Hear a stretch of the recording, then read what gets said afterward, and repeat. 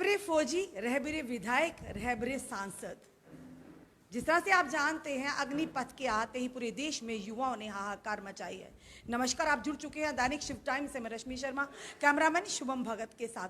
कहते हैं government is by the people, of the people and for the people. एक इस तरह की सरकार है जिन्हें पूरे देश के युवाओं को रोष में सड़क पर लाकर खड़ा कर दिया। इन सब विषयों में बात करें, हमारे साथ इस समय जुड़ चुके हैं हर्षदेव सिंह जी, जो बड़ी बेबाकी से आम जनता की आवाज़ रखते हैं, आम जनता के मुद्दे रखते हैं। मुद्दा चाहे कोई भी हो, पार्टी चाहे कोई भी हो, इनकी आवाज़ में ज़रा भी नमी नहीं आई। हरदेव जी, सबसे पहले आपका बहुत बहुत स्वागत है। शुक्रिया। हमने कैप्शन में लिखा है रहबरे फौजी आ रहा है, अब रहबरे क्या आने वाले समय में लगता है अब रहबरे विधायक, रहबरे सांसद होना भी बड़ा ही ज़रूरी हो गया है। ये जनता का सवाल है, हमारा नहीं है। क्या आपका जो मकसद है वो पूरी तरीके से जो है, मुझे लगता है जनता भी समझ रही है और हम भी ये समझ जनता का रहे ही सवाल है जो हम हैं। आपसे लेकिन इस हाल तक पहुंचा दिया है सरकार ने हमें कि आप इनको रहबरे फौजी भी नहीं कह सकते हैं, क्योंकि जो रहबरे हैं वो तो काफ़ी साल तक नौकरी कर रहे हैं। लेकिन यहाँ तो अग्निपथ स्कीम के तहत 4 साल पूरा कार्यकाल होगा उन नौजवानों का जिनको आर्मी में भर्ती किया जाएगा। उसमें से 25% रहेंगे, 75% को 4 साल के बाद बाहर निकाल दिया जाएगा। और वेतन भी उनको जो है वो 21,000, 23,000 और फिर तीसरे साल में 25,000, चौथे साल में 28,000 मिलेगा। फिर उनको ये कहा जा रहा है कि आप 4 साल के बाद कहीं प्राइवेट नौकरी ढूंढ लीजिए, आप प्राइवेट नौकरी कर सकते हैं। हमें मशवरा नहीं चाहिए सरकार से कि हम नौकरी कर सकते हैं या प्राइवेट या नहीं। प्राइवेट नौकरी करने के लिए हमें सरकार की इजाज़त लेने की ज़रूरत नहीं है। लेकिन सरकार का ये कहना कि आप 4 साल के बाद प्राइवेट सेक्टर में चले जाइए, ये दर्शाता है कि इसके पीछे कहीं कोई साजिश तो नहीं है। आप आर्मी से उनको ट्रेन करवा के क्या प्राइवेट सेक्टर में भेजने की कोशिश कर रहे हैं? क्योंकि इसी बीजेपी की सरकार ने मुल्क की संपत्तियों को प्राइवेट लोगों को पहले ही बेच दिया है। यहाँ के एयरपोर्ट्स आपने बेच दिए, यहाँ के आपने एयरक्राफ्ट्स बेच दिए, रेलवेज बेच दिए, रेलवे स्टेशंस बेच दिए, LIC बेच दी, कॉरपोरेशंस बेच दिए, बंदरगाह बेच दिए, बड़े बड़े सरकारी अदारे आपने अपने पूंजीपति दोस्तों को बेच दिए हैं पहले ही, जिनका जिक्र आए दिन मीडिया में होता रहता है। अब कई हजार करोड़ रुपए की कंपनियां आपके दोस्तों की हैं जो प्राइवेट सेक्टर में चला रहे हैं, उनको भी सिक्योरिटी चाहिए। और ऐसा लगता है कि नौजवानों को आर्मी द्वारा तैयार करके इन प्राइवेट कंपनियों में सिक्योरिटी गार्ड्स के ऊपर प्राइवेट सेक्टर में जो है अपने दोस्तों को किसी ना किसी तरीके से ओबलाइज करने के लिए ये पॉलिसी चलाई जा रही है। मैं नहीं कह रहा हूँ, ये लोग कह रहे हैं, बाहर हर तरफ ये चर्चा हो रही है कि ये एक सोची समझी अपने दोस्तों को फायदा पहुंचाने के लिए किया जा रहा है। मुझे बताइए, 4 साल जब आप फौज में किसी को रखते हैं और 4 साल में आप कितनी सेवाएं उनसे लेंगे? 4 साल में तो बड़ी मुश्किल से वो सीखेगा। हमारे सामने बहुत बड़ी चुनौती है। एक तरफ पाकिस्तान है, दूसरी तरफ चाइना है, और चाइना एक बहुत बड़ी शक्ति के रूप में उभरा है, इससे आप इनकार नहीं कर सकते। उनका मुकाबला करने के लिए हमें प्रोफेशनल फोर्सेस चाहिए। लेकिन आप कहते हैं कि 4 साल चलाएंगे, उसके बाद इनको घर भेज देंगे, फिर दूसरे 4 साल वाले आएंगे। किस तरीके से आप मुकाबला करेंगे अपने दुश्मन देशों से? सीमाओं की सुरक्षा आप कैसे करेंगे? किराए पे, कॉन्ट्रैक्ट के ऊपर, ठेके के ऊपर आप फौजी भर्ती करके आप मुल्क की सिक्योरिटी के साथ भी एक बहुत बड़ा मजाक कर रहे हैं। नौजवानों के साथ ही नहीं है, ये उपहास है।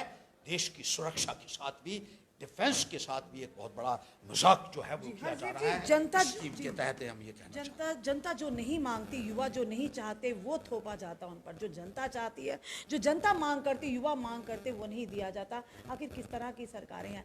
क्योंकि सबसे बड़ी बात, जिस तरह से 4 साल से आपने कहा, युवा के जो दिल में जज्बा रखते हैं देशभक्ति का, देश को सर्व करने का, 4 साल के बाद वो क्या करेंगे? इसी तरह से आपको नहीं लगता, ये हमारा नहीं, उन युवाओं का कहना है कि 4 साल के जो विधायक या सांसद हैं उनके लिए भी ऐसी कोई स्कीम आनी चाहिए कि 4 साल के बाद उन्हें घर का रास्ता दिखाया जाए, पेंशन उनकी बंद कर दी जाए, जो लमसम देकर उनसे भी फारगती ली जाए कि जाइए आप अपना काम, आप भी कोई काम करिए। जैसे हमारे युवाओं के लिए इन्होंने रास्ते खोले हैं कि आखिर 4 साल के बाद वो क्या करेंगे।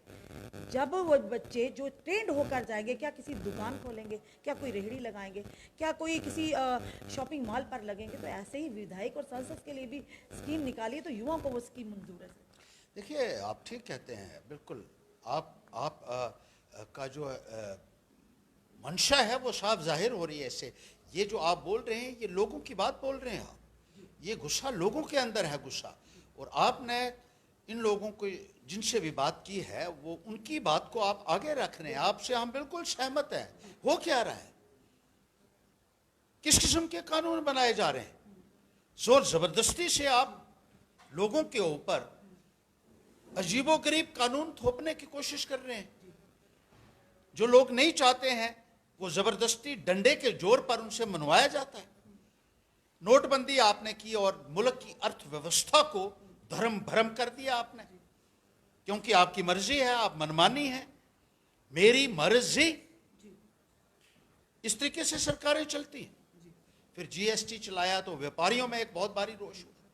फिर किसानों के लिए आपने कानून बना दिया, एक 750 किसान शहीद हो गया उस एजिटेशन में, और 1 साल के बाद आपने माफी मांगी कि हमारे से गलती हो गई और हम ये कानून जो है ये वापस लेते हैं। की तरफ आएंगे तो कहा गया था कि शायद हम, प्रधानमंत्री जी का जो भाषण था, कहा गया कि शायद हम किसानों को समझाने में समर्थ रहे हैं, भारत सरकार समर्थ रही। इसी तरह क्या लगता है आने वाले समय में भारत सरकार की तरफ फिर से बयान आएगी कि हम युवाओं को समझाने में समर्थ रहे हैं इसकी। लेकिन इसमें बहुत देर ना हो जाए, मुल्क का बहुत नुकसान हो रहा है। नौजवानों को किसी न किसी तरीके से जो है वो कॉन्फिडेंस में लेना होगा आपको। और ये जो हालात बने हुए हैं ये बहुत ही विस्फोटक हैं। बहुत दुख होता है कि मुल्क के अंदर एक ऐसा माहौल आज की तारीख में बन गया है जैसे एक्सप्लोसिव सिचुएशन जो है वो पैदा हो गई है, और नौजवान कुछ मारे गए हैं, और बहुत नुकसान जो है मुल्क का कई हजार करोड़ रुपए का नुकसान हो गया है। तो हम ये कहना चाहते हैं भाजपा सरकार से कि आप इससे पहले कि बहुत देर हो जाए, बहुत नुकसान हो जाए, आप इस फैसले को वापस लीजिए और जैसे चलता था, रेगुलर बेसिस के ऊपर चलता था, वैसे कीजिए। जी, भाजपा सरकार का ये कहना था धारा 370 और 35 के बाद कश्मीर के हालात बिल्कुल सामान्य होंगे, पर सामान्य करते करते ये तो जम्मू के हालात ही बिगड़ते नजर आ रहे हैं। देखिए, हालात तो हर जगह खराब हो गए हैं भारतीय जनता पार्टी के आने के बाद। कहाँ ठीक है, मुझे बताए कहाँ ठीक है। मुल्क के अंदर आपने नफरत का एक ऐसा जो है एक दुकान चलाई हुई है, एक ऐसा सिलसिला शुरू किया हुआ है कि रिलीजियस बेसिस के ऊपर, कॉमनल लाइंस के ऊपर जो है वो इतना एक माहौल बना हुआ है जो देश के हित में नहीं है। और अब ये जो नए नए आप फैसले ले रहे हैं जिसकी वजह से मुल्क के अंदर एक त्राहिमाम हो रहा है, और जम्मू कश्मीर में भी 370 आपने कहा तोड़ने के बाद बड़े बड़े नारे आपने दिए, बड़े बड़े लारे आपने दिए, लेकिन हकीकत यह है कि स्थिति जो है वो बद से बदतर होती जा रही है, और जम्मू कश्मीर में भी हालात निरंतर खराब होते जा रहे हैं, बद से बदतर होते जा रहे हैं, और उसके लिए इस सरकार को जिम्मेदारी लेनी पड़ेगी। जी, आपने हमेशा आवाज उठाई, यूथ की बात करें, जम्मू की जनता की बात करें, उनके बेसिक मुद्दों की बात करें, आपने हमेशा बात उठाई है, चाहे आप अकेले हों चाहे आपके साथ कोई हो ना, आपने लगातार आवाज को बुलंद किया है। क्या अगर जनता आप पर इस बार आपको अगर मौका देती है, आम आदमी पार्टी को, जिस तरह से लगातार विस्तार होता जा रहा है, लग रहा है कि एक विकल्प बनकर आम आदमी पार्टी आने वाले समय में सामने आएगी, भाजपा को जो टक्कर दे सकती है, क्योंकि जो रविंद्र रैना जी वो तो कहते हैं कोई नहीं है टक्कर में, क्यों पड़े हो चक्कर में, पर जिस तरह के रुझान आ रहे हैं आम जनता के, जिस तरह से रिव्यूज आ रहे हैं, कि लग रहा है कि जिस तरह से कहीं ना कहीं अब विकल्प बनकर सामने एक आम आदमी पार्टी आएगी। क्या लगता है अगर आपको जनता पर विश्वास जताती है, आप किस तरह से इन सारे मुद्दों को हल करेंगे, प्रयास करेंगे, कोशिश करेंगे और कर बताएंगे? देखिए, करके दिखाया है। दिल्ली में आपने देखा किस तरीके से रोजगार के साधन पैदा किए केजरीवाल सरकार ने। पंजाब में एक अच्छी शुरुआत हुई है रेगुलराइज करने के लिए उन नौजवानों को जो कई सालों से मांग कर रहे थे कि उनको पक्का किया जाना चाहिए। जम्मू कश्मीर में जब मैं मिनिस्टर था तो मैंने 35,000 जो एसएसए के तहत नौजवान लगे हुए थे उनको मैंने पक्का किया, सब कहते थे कि एसएसए वाले, एनएचएम वाले, मनरेगा वाले, आंगनवाड़ी वाले, ये सेंट्रल स्पॉन्सर्ड स्कीम है, इनको पक्का नहीं किया जा सकता है। एनएचएम वालों को उन्होंने पक्का नहीं किया, मनरेगा वालों को पक्का नहीं किया, लेकिन अभी भी सड़कों के ऊपर हैं। लेकिन मैंने फैसला लिया, मैंने कहा मैं करूंगा, और मैंने हिंदुस्तान में मैं पहला मंत्री बना पूरे 28 स्टेटों में जिसने एसएसए के तहत लगे हुए सेंट्रल स्पॉन्सर्ड स्कीम के इन मुलाजमीन को पक्का किया।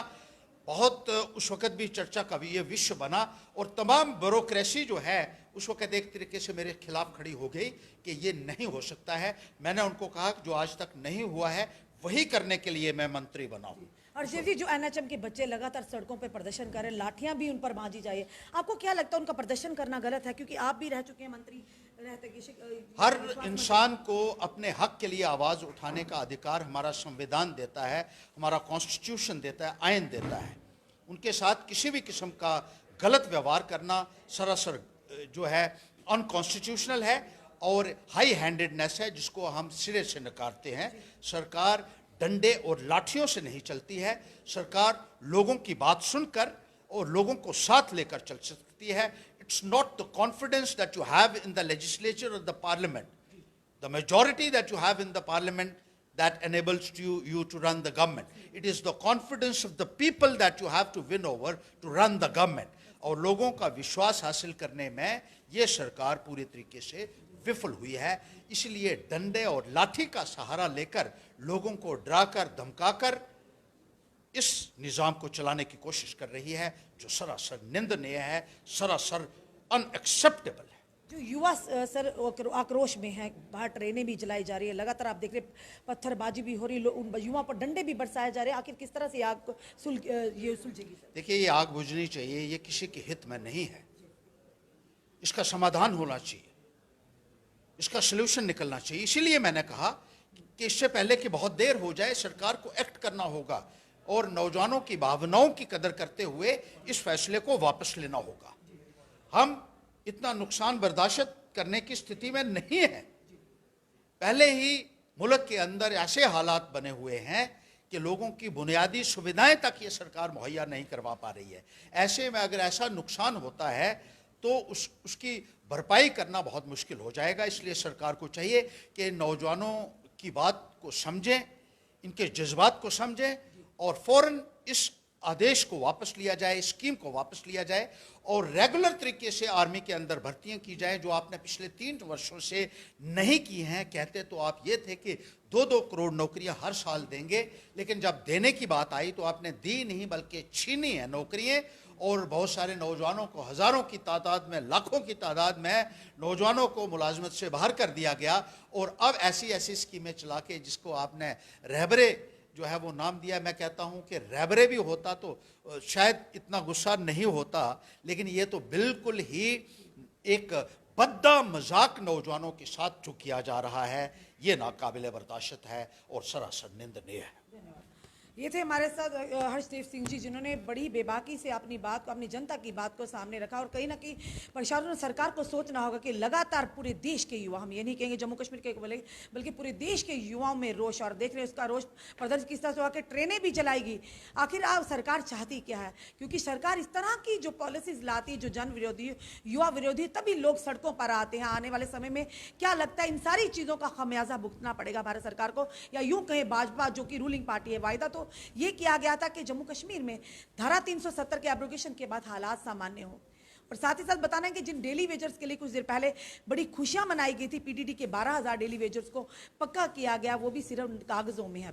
अभी वो लोग भी रो रहे हैं, परेशान हो रहे हैं कि पिछले 5 महीने से वो इंतजार कर रहे हैं, क्योंकि लेफ्टिनेंट गवर्नर साहब ने भी ट्वीट किया था ये परमानेंट हो गए, पर उन तक कोई भी इस तरह की सुविधा नहीं मिली जो कि परमानेंट की हो। अब देखना यह है कि अग्निवीर के खिलाफ पूरे देश के युवा इस समय खिलाफत कर रहे हैं, और वही दूसरी तरफ विपक्षी दल भी लगातार मजबूती से इस स्कीम के खिलाफ आवाज उठा रहे हैं। देखना यह कि भारत सरकार किस तरह से इस स्कीम को वापस लेती है, किस तरह से इसको मॉडिफाई करती है, तो आने वाला समय बताएगा। फिलहाल देश के युवा रोष में है।